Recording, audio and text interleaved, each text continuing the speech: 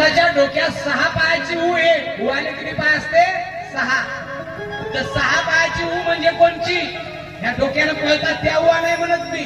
ज्याच्या डोक्यात 6 पायाची ऊ म्हणजे 6 षडविकार येतं. 6 षडविकार. किती?